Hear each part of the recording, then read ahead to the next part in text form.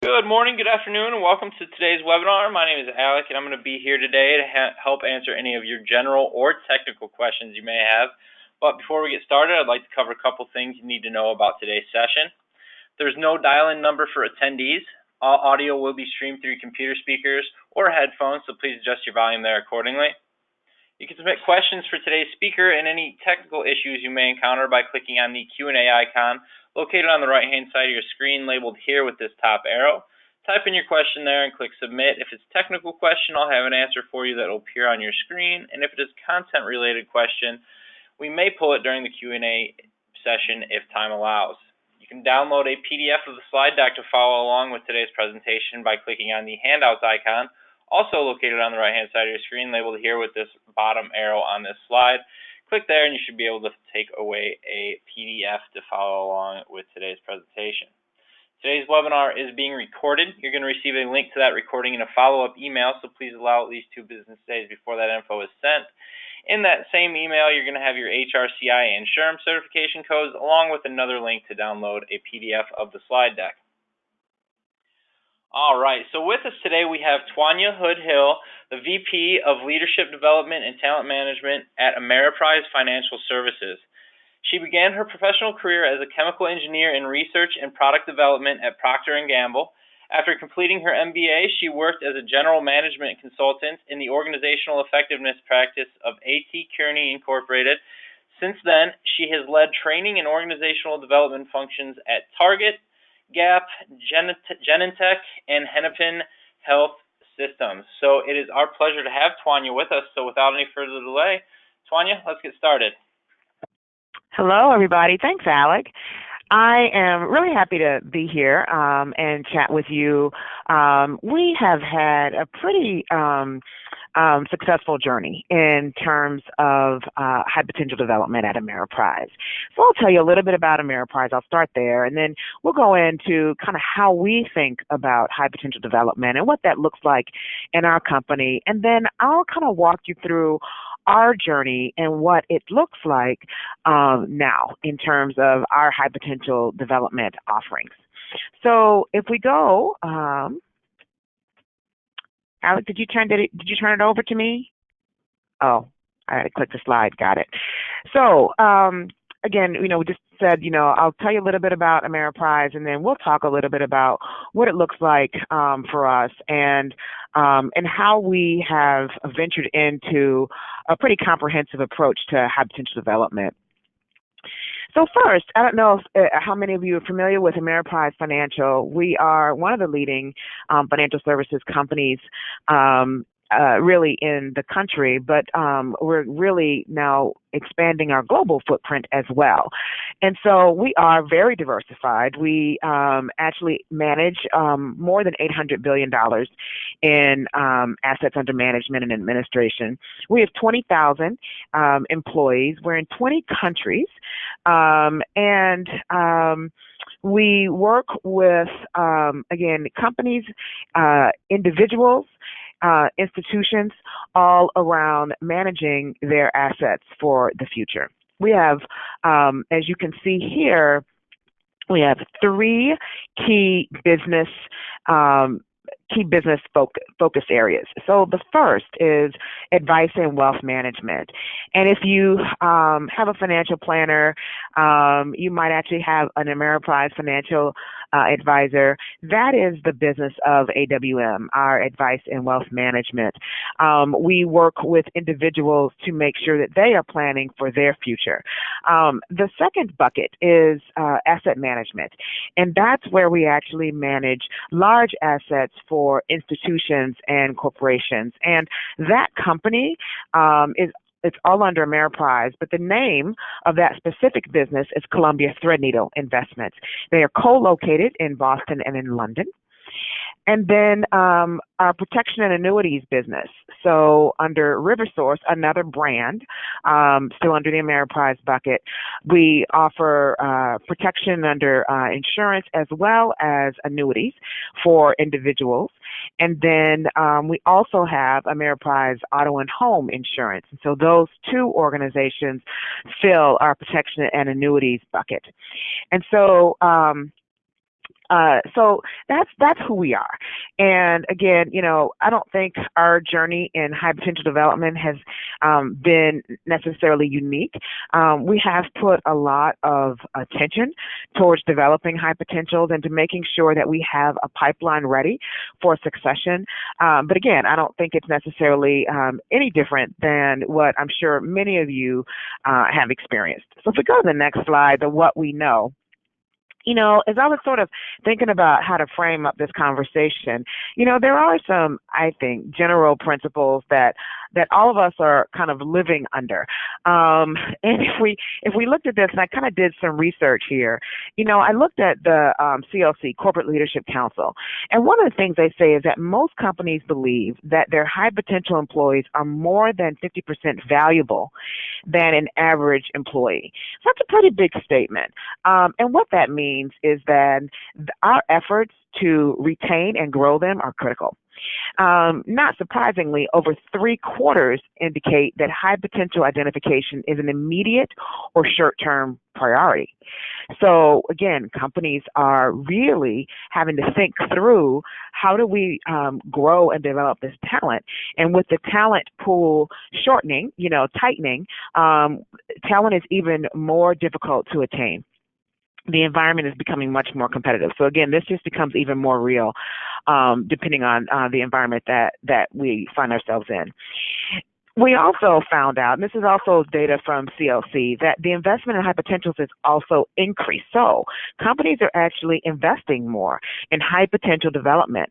80% of companies claim to have spent more than they have on any other group. So more dollars spent on any other one group in their company. So again, the trend is that companies are recognizing the need to develop high potential, and Ameriprise is certainly no exception. If you look at this last box here about the business landscape, we also know that there is, again, a much more complicated and competitive environment out there, and that the business landscape has changed.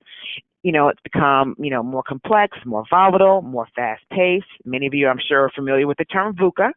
That is not at all new, but what we also have found is that development programs have not kept up. And so development programs are lagging behind some of the trends that we're seeing in the market. So if we go to the next slide, defining high potentials, if you think about this, many of you have possibly seen this definition. We at Ameriprise have adopted this definition of high potential, and it really is taken from CEB, the Corporate Executive Board. And what we see is that there are three aspects to defining high potential. One is aspiration, and I think this one probably can be the most critical because many people talk about ability and engagement and forget about asking the individual, what do you aspire to? Do you want to go to another position? Do you want a more senior role? Do you want to manage more people or more dollars? And so this is really critical. We also look at ability, which is just the ability to perform and to take on bigger, broader roles. And engagement is also important. How committed is this individual to the company and also to their role? What we find is that high pos with low engagement are certainly more prone to leave the organization. Why? Because they have other options. So again, our battle to retain them becomes more difficult. Also true at Ameriprise is we don't actually have a 9 box. We have a 6 box. So as we think about talent assessment and as we look at how we are defining and assessing our talent, we actually have taken out the middle column of a traditional 9 box, which has left us with 6 boxes that are that you'll see here on the slide. You see that the high potential box in the top right is there, and again, our jobs are to prepare them and to really work to make sure that they're ready for the next position. So these are the definitions that we use internally. We also have introduced a term around learning agility. Again, not necessarily a new concept, but one that really resonates and helps to further define uh, talent and high potentials. So I'll just sort of read this definition. It's actually from Lominger. The measurement of potential can be strengthened by adding this other concept, learning agility, the willingness and ability to learn new competencies in order to perform under first-time, tough, or different conditions.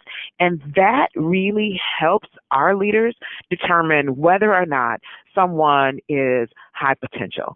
So in addition, not instead of, but in addition to aspiration, ability, and engagement, the three circles that we had on the previous slide, we also think about and talk about learning agility. How quickly can this person learn? How can they adapt to new situations? How easy is it for them? Can they move and flex with different conditions?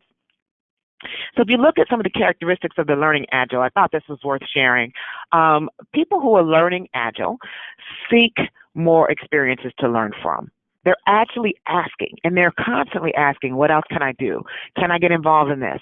Hey, is there any opportunity for me to be on a task force? I mean, they're the ones coming to the leaders and taking the initiative to ask.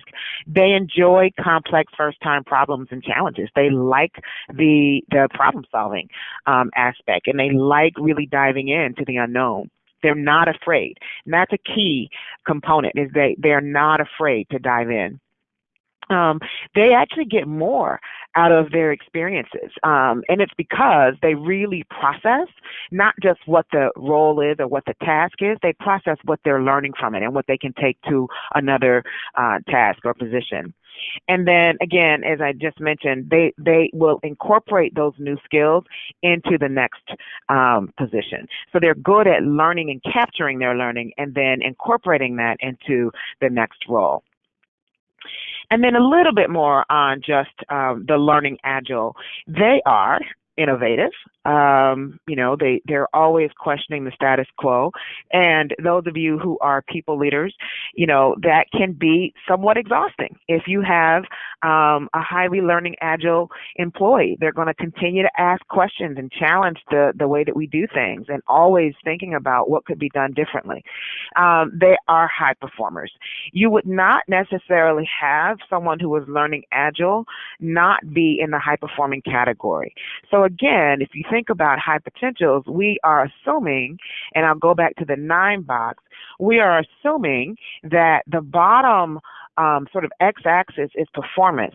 The vertical axis is potential. We're assuming that they are in that high potential box, which means they have high performance and, again, have been designated with high potential. They're reflective. They are actually always asking for feedback, and they really want the honest feedback. And then they will process it and do something with it, and you will see results and improvement on their development needs. And again, they're unafraid. This is the risking piece. They're unafraid to go out there, to put themselves out there. They are the ones that raise their hands, that say, hey, I'll do it. I'll try it. Put me in. And they end up figuring it out. They have the ability and, again, that learning agility to figure things out and to get it done. So, again, all of these slides just sort of define for us how we think of high potential development and how we define them within Ameriprise. Again, I don't think that there's anything revolutionary about this. I just want to level set what we think of when we think of high potential. So then when we start to think about high potential development, we really thought that there were a few ingredients, if you will, that were critical to any high potential development program.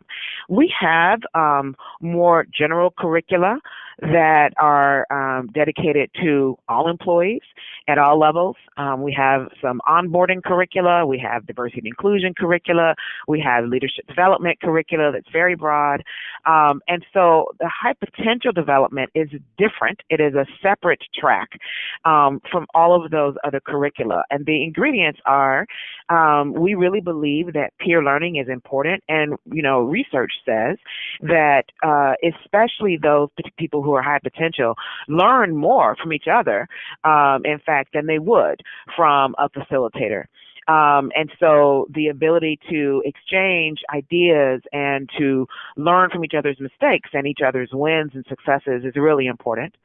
We also wanted to provide visibility. The visibility piece is important. We wanted to make sure that our senior-most leaders know who our high potentials are. And, that's easy at our, very senior executive leader positions. But as we go down the organization, and we look at various levels, our senior-most leaders are farther removed. And so we want to make sure that they have line of sight. They're able to meet and shake hands with some of these high-potential employees who might not yet be at a senior level, so they might not be familiar to the senior executive, but they are really of interest. And the senior executives love getting to know our high potentials.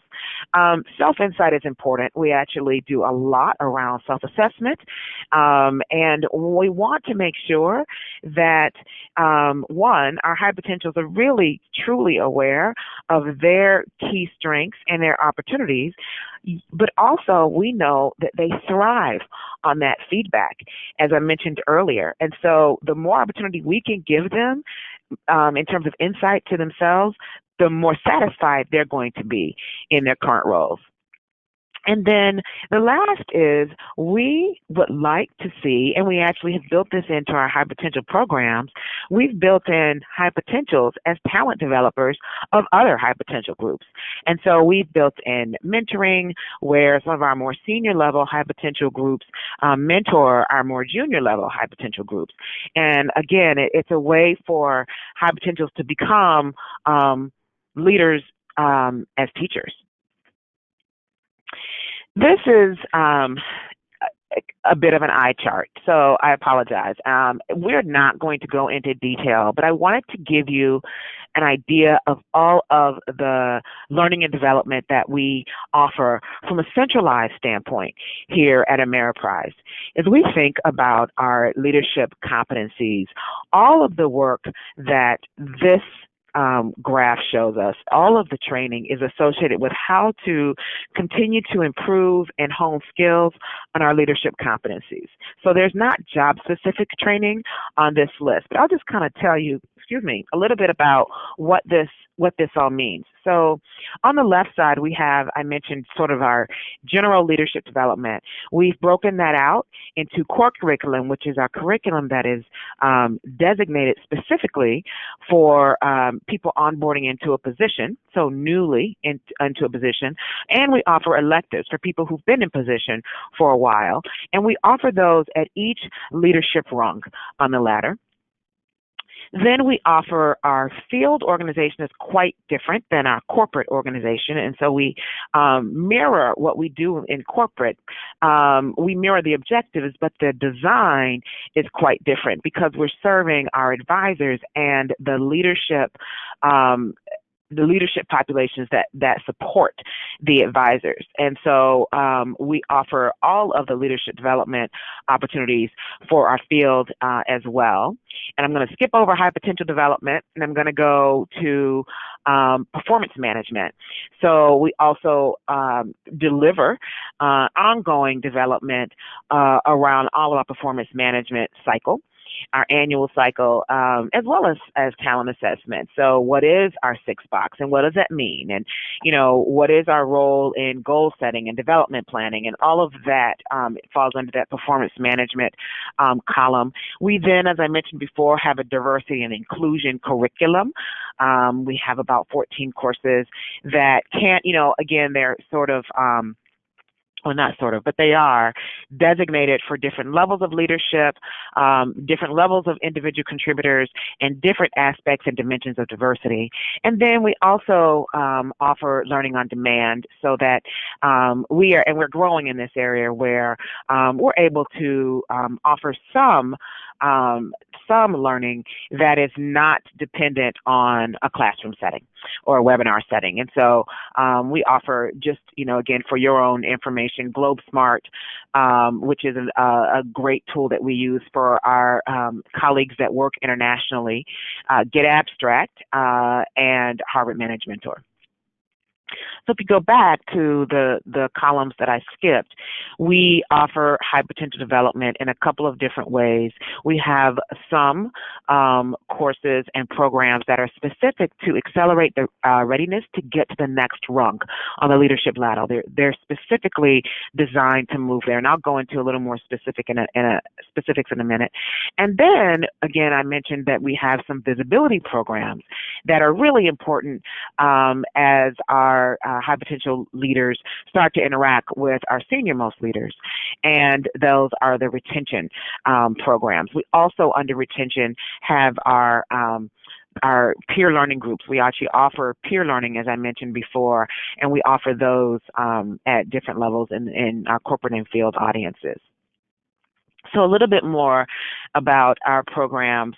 The visibility programs, again, what we do is we have executive leader lunches that have been incredibly popular, and they are, quite simple to put together. We will put a group of high potential development folks, high potential leaders or individual contributors. We'll put them in a lunch with an executive leader. So we call our C-suite our ELT, and we will put them in a lunch, and where they are then asked to share a current project, and then that ELT member can engage with them about that project, ask questions, learn a little bit more, and get a feel for each individual in that lunch. And so it's a pretty intimate setting, but it's a wonderful way both for the executive leader as well as for the high potential development folks or participants to really get some visibility and recognition with each other. We also bring forth our high potentials in all of our talent meetings throughout the year. And then we also make sure that they are involved in our town halls and officer meetings where we are making sure that they get visibility. And so we're always looking for ways to get them on stage, to get them to talk to their peers, and also to present in front of our senior leaders.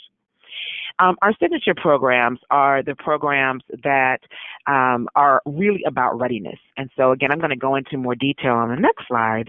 But those programs, each one is designed to move an individual from a certain level of leadership to the next. And so these are folks, the people that come into these programs are really promotable within a year.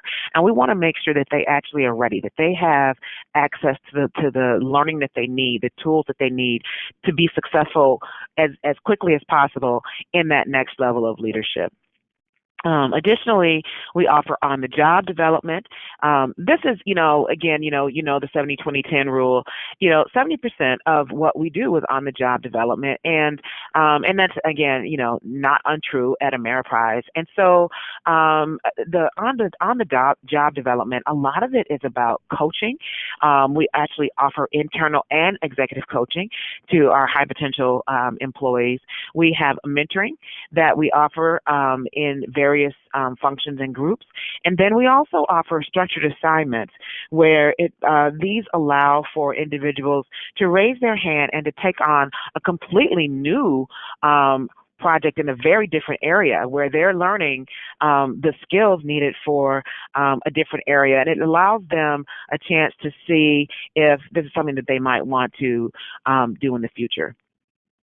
And then the last grouping of high potential development programs are the peer learning groups.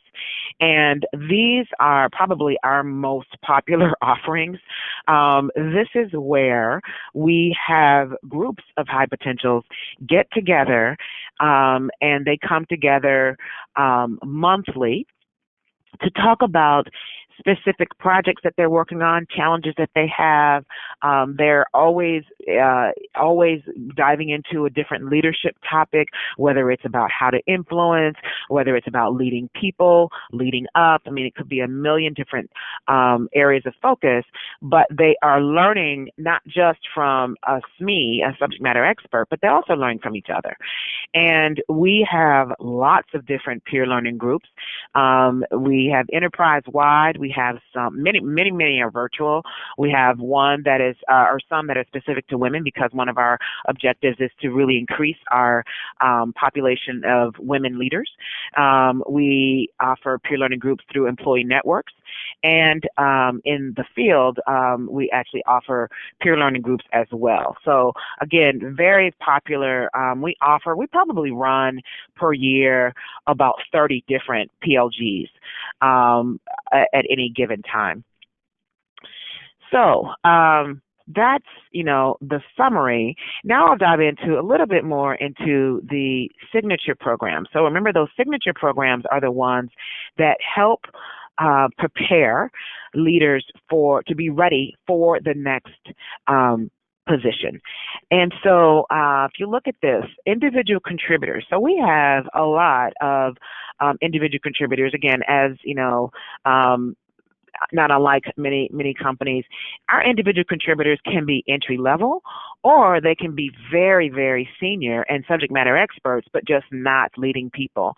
In order for them to be ready to move to first level leader, or when we've determined, let's put it that way, when we've determined that they're ready to move to a first level leader position, we will then immerse them in an emerging leaders program, where we're doing a lot of active leader involvement. There's IDP focus. It's about a 5-month program. They're really working pretty closely with other leaders on their development plans and what they should be working on to get ready. And then what does it mean to be a leader, and what are some of the challenges, as well as some of the opportunities of being a leader. And then moving from first level leader to mid-level leader. So these are folks that are mid-level leaders. We call our mid-level leaders our directors. So if you're a first level leader, you're more than likely a manager in our terms. And then moving from manager to director, for those that have, again, been really recognized as ready to move to that director level, we offer a peak performance leadership workshop. This is it's very, very deep in self-knowledge, self-assessment. We identify strengths and opportunities, lots of introspection, lots and lots of feedback. We offer a leadership competency card sort. We do lots of different assessments. We have a 360 assessment. We do a DISC assessment. We do a Johari window assessment. We also have a career stoppers and stallers self-assessment. And again, all of this is really targeted to these folks about to move to the director level, to give them a really, really solid understanding of where they are and what they should be really focusing on. And it also allows them a little more information about what others see in them, right? So it sort of opens their eyes to what others are seeing as they work with these folks. And then the next rung, again, in the ladder is moving from our director level, mid-level leader, to our senior leaders. Those are our vice presidents. And so moving from director to vice president, we offer Accelerated Development Program, which is, again, a really focused program. There are some leadership competencies that really deal with learning agility that we've identified as really being a need at the senior leader level, at the vice president level. We do a lot in this program around creating the new and different, around influencing people, and also being flexible and adaptable. As I mentioned, this is that learning agile piece again, and we're helping them really kind of hone those skills and learn how to be more agile. And then we have a program we have 2 programs that are in design. One is to move our vice presidents, those that are ready to move to officer level, to get them ready to move. And that would be, our senior leader development program. It'll have a snappier name when we're finished with the design. And then the other piece is that we're designing is, once you're at an officer level, how do you move through the ranks? And so we have a lot of first level officers that don't really get the development because everyone assumes they're an officer, so they should know. But moving to the next level of officer is an important jump, and so we want to support folks and help them be ready there. So those are our readiness programs. The officer level, of course, is far more focused as well on our global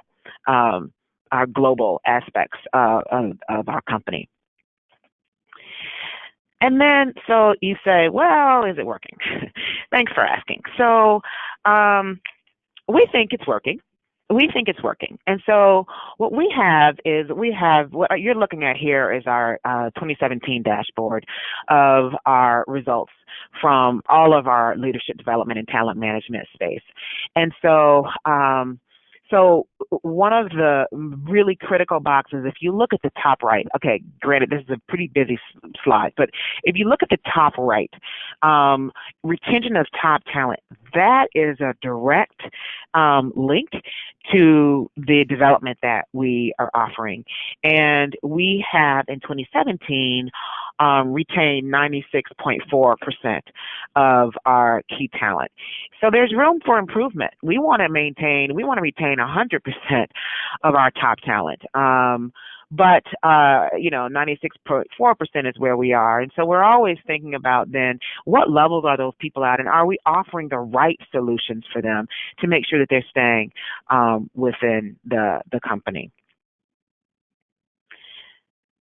And then I want to go to this next slide. This is the other side of our dashboard. Again, there's a lot of information here. Not all of it is relevant for our conversation today. However, if you look at the emerging leaders and the accelerated development cohorts, so halfway down the slide, our data is pretty compelling. We've had in our emerging leaders, and if you recall, our emerging leader program is the program that takes individual contributors and gets them ready for first level leader. And of those participants, we actually had a third be promoted in 2017. That's good. That means that we're getting the right people in the program at the right time. 1 in 4 now have direct reports. So again, 25% have direct reports. That's good in the first year. And really, really satisfying is 98% of those folks have chosen to stick around. Really great. And then again, the accelerated development cohort, you see that to the right, just to refresh your memory there, the Accelerated Development Program takes our director level high potentials and gets them ready for the VP position. And you can see here, again, pretty solid results. 43% of that group have been promoted in that year. And so again, they're being promoted at the right time. They're taking the course at the right time, or they're involved in the program at the right time. Again, 25% are now at the VP level, and 98% again have chosen to stay at Ameriprise. Really, really important. And that is where we say, okay, we've got some success. I think we definitely have room to continue to improve, but we feel at least like we're on the right track. And as I mentioned, because there is room to improve, we want to do even more. There's a couple of components that, we have not been as successful implementing. One is action learning. And action learning for us really is about, really diving into a current, real project, challenge, issue in our company. And so that's something that we really want to work on actually this year in 2018, is giving high potentials an opportunity to work on those projects, to really, really dive in and engage on some real meaty, difficult issues that are not in their line of expertise. They're outside of their realm of experience. We want the fresh thinking. The other piece, as I mentioned before, as we get more senior, we focus more on the global aspect of our company. But I would say that we still have room to grow there in terms of how we, allow for interaction. We need to be able to think about globally how we run a peer learning group, right? And, technology, we can sort of hide behind technology and say, yeah, but, it's too difficult and we don't have the right technology. There are things that we can do to make sure that we're creating more of a one Ameriprise feel, one company, no matter where you are, what seat you're in. We want people to all feel engaged and able to work with each other, particularly our high potentials. And so that global interaction and immersion is another area for us to focus on. Okay, so that ends the formal discussion of the presentation. I'm very, very happy to take questions. I believe that Alec will be monitoring for Q&A and throwing out questions, and I'm happy to answer any that I can. All right, Tanya, thank you. We have a couple questions in the queue already, but if you have a question, please don't hesitate to submit it. Just click on the Q&A icon on the right-hand side of your screen, type it in, and click Submit. With that, we're going to get started. One from Liwana. Liwana's question is, how do you handle those individuals who feel left out from receiving this specialized training? That's a great question, and it is an ongoing discussion here. I will tell you that, interestingly, even though we have a pretty robust high potential development program, we are not consistently a TEL organization. So we don't necessarily sit down with every high potential and say, you are high potential and this is what it means. What we do is we say to people, you have got, great potential, and we see a lot of promise in you, and there's lots of opportunity for you to grow and develop here at Ameriprise, and we work on their development plans, and we will submit, we will place them into programs, but we don't do a lot of loud communication around high potential development. So when those folks are, say, for instance, invited to sit down with an executive leader at the executive leader lunch, we do say that, you are considered really strong in your role. We might use the word high potential, but we don't do it in a way, and we say, it's an honor to be invited, please take this seriously, but we don't do it in a way that says that, this is exclusive just to you. So we try to balance that, but I don't know that we've cracked the nut. All right, perfect. Moving right along, we have a ton of questions rolling in. This one comes from Julie. Julie's question is, how many people are identified as high potential, and are they all invited to participate in this program? Yeah. So yes, I'll answer the second question first. Yes. All high potentials that have been designated as high potentials are able to participate in these programs. We have a formal talent assessment process for our vice presidents and above, and so they are formally assessed. And then for below our vice presidents, we look at performance ratings, and we look at other measures coming in from leaders to determine who's in our high potential category. And then again, all of those folks are invited to participate in one program. Now we look to see, if someone was just in an 8-month readiness program 1 year, we might not put them in a program the following year, right? So we try to space it out so that it's manageable, but all the high potentials are welcome to participate. We also started looking at strong potential, so the people that are high performers but not necessarily in that high potential box, and we will also include some of those folks in the programs as well. We're pretty clear about not including people who are not high or at least strong potential, because the dynamic is very, very different, and the expectations of those folks are pretty high, and we don't want to set people up for failure. So we're very careful about that. And then you asked about the number of high potentials. That's an interesting question, because we have looked at research that says that really about 10 to 15% of any population is really high potential, right? So we're not talking about a third even. We're not talking about even a quarter of our population. We're talking about a pretty thin slice of our population. And so we are always challenging leaders to really kind of hone in and be highly selective about those folks that they are calling high potentials so that, again, they are the right fit. Because what we see is that if they're not really truly high potential, the programs that we have for them won't really resonate in the same way. So we have probably about, it depends on what level and what part of the organization, but I'd say we're probably at 15 to 20% in reality of folks that are designated as high potential, and I would like to see that back down to the 10 to 15%. All right. We got a ton of them still rolling in, so I'm doing my best to filter through these. This one comes from Casey. Casey's question is, our organization is relatively flat, which leads to frustration when our high potentials participate in these programs. They gain new skills and are ready for the challenge, but promotion may not be available for some time. What are your suggestions for engaging these high potentials after they finish this program? Yeah, that's a great question as well. These are great questions. Thank you all. So, again, that's not unlike challenges that we've had here at Ameriprise.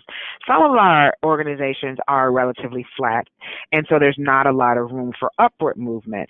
And so that's where the structured assignments have been great, because we will give a high potential an opportunity to go work, say 30% time or, whatever is negotiated, to go work in a different area. And that way they get exposure, they get visibility, other people get to see how good they are. And the lateral movement, we have found, is as engaging as upward movement, or can be just as engaging as upward movement. And we've actually found some success with that. I think a big thing about the structured assignments is that people need to understand that these are, again, it's an honor to be able to participate in a structured assignment, and it's not additional work just for additional work, right? That really, again, you need to communicate you have potential in the organization, and because we don't have a level for you to go up at this time, or we don't have as many positions, we want to make sure that you're able to continue to grow and develop, so that you can retain those folks. They know that there's effort behind their development, even if it's not upward. So structured assignments is a really great way. There's other ways, in terms of task forces and project teams and things like that as well. But the structured assignments are a little more focused attempt at getting people the exposure that they need and the development. All right. Thank you. We're moving on to one from Jennifer here. How are your peer learning groups coordinated and facilitated? Do the high potentials do it all, or is there a need to have an external facilitator or coordinator? There is a need. We have tried it both ways, to be honest with you, and what we have found is there needs to be a facilitator, someone who is shepherding the group, who's on all the call. Well, if it's a call or if it's a meeting in person. Many times it's a call just because we're a global organization and, we've got people everywhere. But we've got to have someone who is a consistent figure who is shepherding those calls and also holding folks accountable to bring their challenges forward and to making sure that others are providing their inputs and participating. Then what we do for each peer learning group is we will invite outside speakers, and they're outside of that particular peer learning group. They're internal to Ameriprise, but they might be a level or two above the group, and they might come in and talk about, again, a different leadership topic or something about their experience. And so we also get learning through our leaders that way, and it's great because our leaders get involved in helping to develop others. So we do a lot of that. And then what we also do is we have a formal, usually for most peer learning groups, we have a formal kickoff and a formal capstone. And even if the group is virtual, we will try to bring them in town or bring them all together in one place so they can have that formal kickoff where they can shake hands and get to know each other, and the formal capstone where they can close out the process.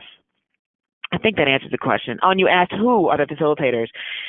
Many of them are actually on my team, but we also really rely on our human resource business partners, especially if the peer learning group is nestled within a business. The HRBPs are leading that effort and running that process. And then sometimes our high potentials themselves will run a different program. So they might have completed a peer learning group and then are able to be a facilitator for another group. All right, perfect.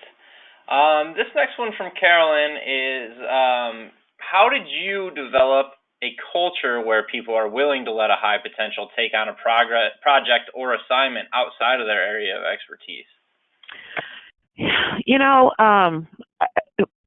Honestly, I would say we're still developing that culture. Their structured assignments, they have really taken off like gangbusters in some areas.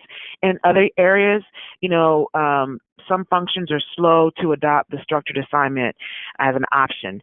And so what we have done is we have highlighted success stories, and we will actually put them up on our intranet and let everyone see that, this particular person X, got a chance to work outside their normal area, and they were involved in this project, and they did this work, and here's what they said about the experience.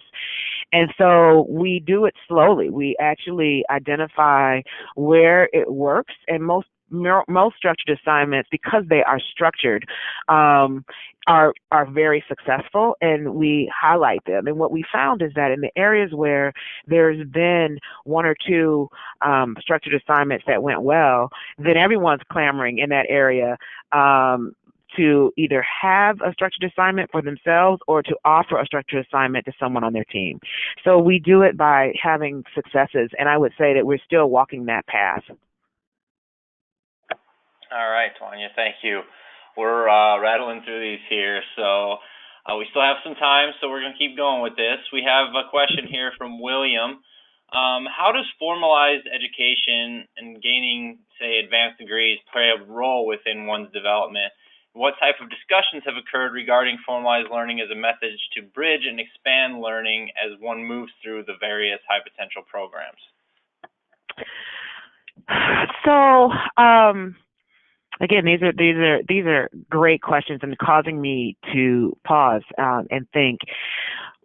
So it's interesting, in financial services, we do have quite a few roles that require certifications and licenses, just from a regulatory standpoint.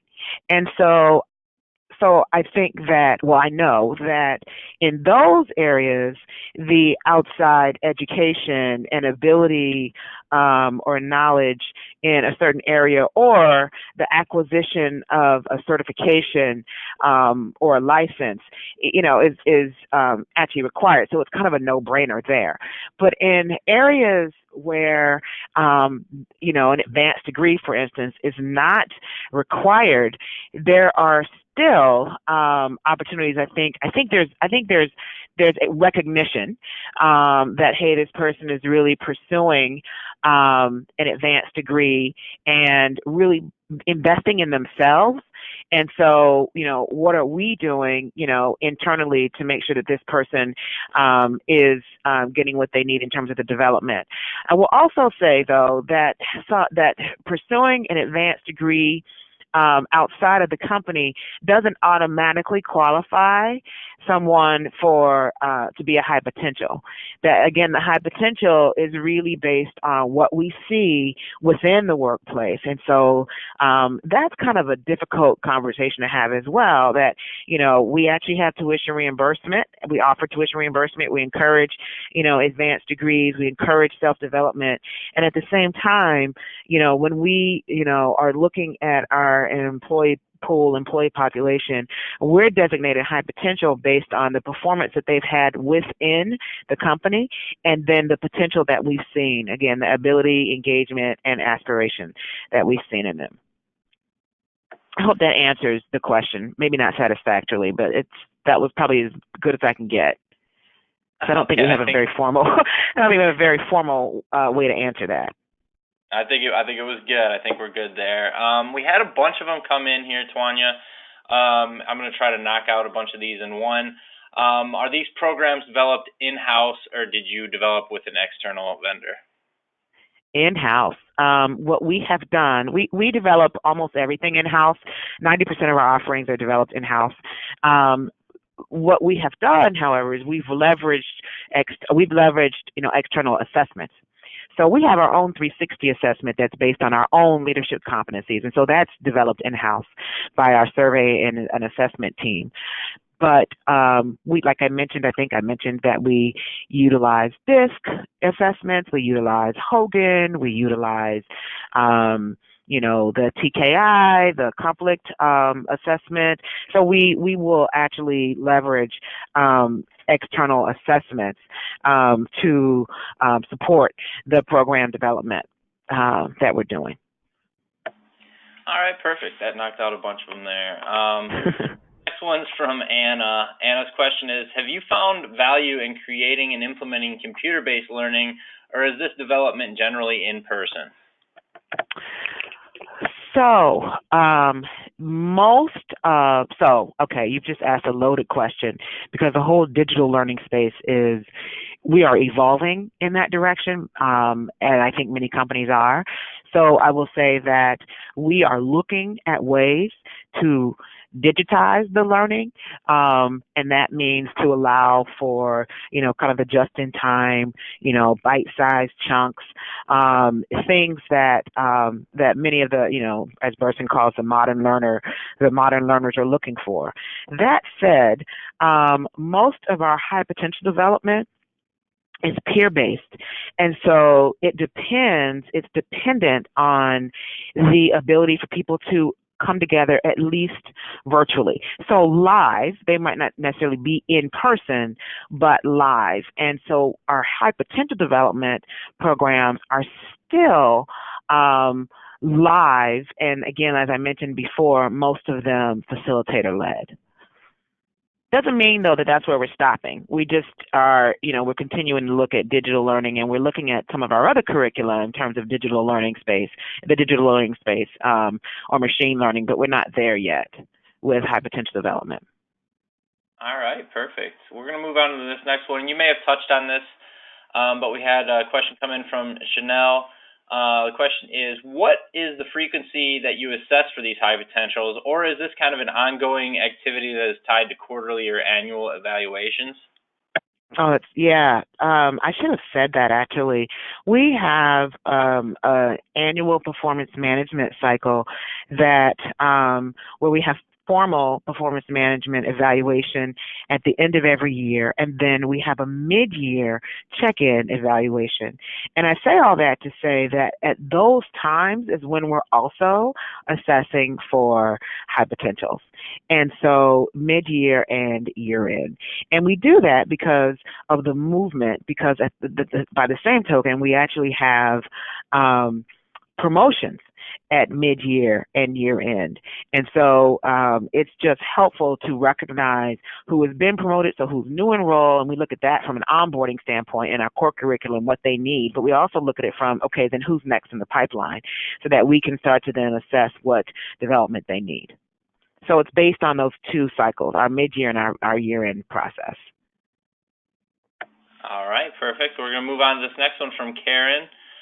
Karen's question is, are high potential development activities done during the work hours or on the employee's own time, or can they be a mixture of both? Everything that I talked about today is done during work hours. Someone asked a question about, continuing education outside of work. Obviously, that would be outside of the work hours. But everything that we offer is expected to be engaged in during the workday. All right. Oh, we don't have a whole lot of time left, so we'll take maybe one more. Let me look here, see if we have one in. A really, really juicy one. Yeah.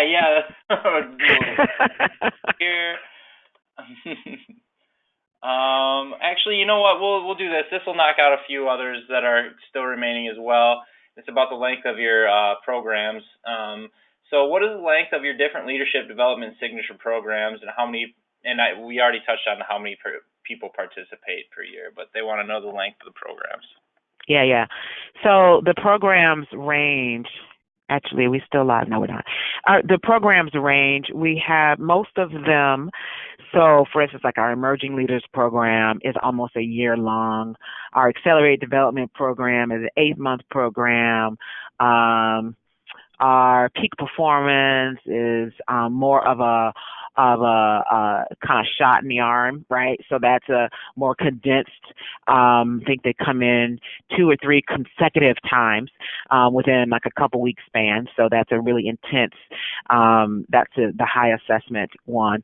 So they vary. The programs that we're developing now for our vice presidents and our officer levels, we're looking at doing them sort of as a major kickoff and an immersive 2-day experience, and then with frequent check-ins and executive coaching for the remaining of the year.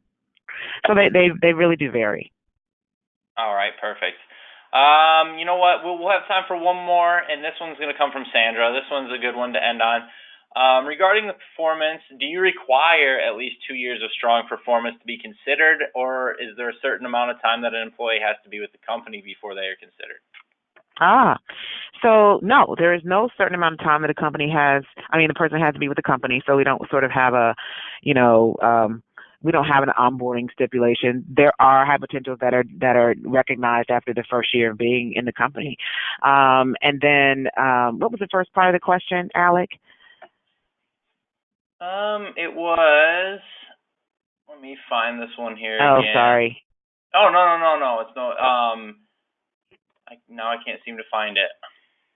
I think I just sort of lost it. I think the first part of the question was, I've lost it. It was something about performance. I'm still trying to filter through here. We have a ton of. It was. Yeah. So it was about performance and if they how long do they have to be a high performer, and so we actually that's a very fair question because we do look at their performance ratings, but what we see is what I appreciate is that you don't have to necessarily be a high performer for 2 years straight or 3 years straight in order for us to designate you as a high performer or a high potential. That really, if a person has a high performing year, then they are eligible to be in a high potential program, depending again on their potential. So that in other words, we don't have minimum time requirements in terms of either role or in terms of rating. All right, Tanya, I think that's gonna do it for today. So I want to thank you for taking the time to be with us. A lot of good information was shared. We had a ton of questions rolling through, and unfortunately, we just don't have enough time to answer them all. But we answered quite a few of them. So I want to thank you again for taking the time to be with us. I want to thank everybody in the audience for your participation. Like I said, we had a ton of questions rolling through. If you enjoyed the presentation, please take the time to fill out our post-event survey, which is going to appear right as this webinar ends. Your feedback is obviously very important to us here, and it should help us improve our events moving forward. I also want to thank today's sponsors of this Spotlight webinar at Cornerstone OnDemand. It's always a pleasure to work with them. And we'll see everybody back here for our next Chief Learning Officer Magazine webinar, which will take place actually tomorrow, Thursday, April 5th at 2 p.m. Eastern, 11 a.m. Pacific, and that is titled Leadership Development Using Experiential Learning. So thanks again to everybody on the line, to Tanya. Thank you, everybody. It was a pleasure. Thank you for inviting me, Alec. Absolutely. It was our pleasure to have you with us, and have a great day, everybody.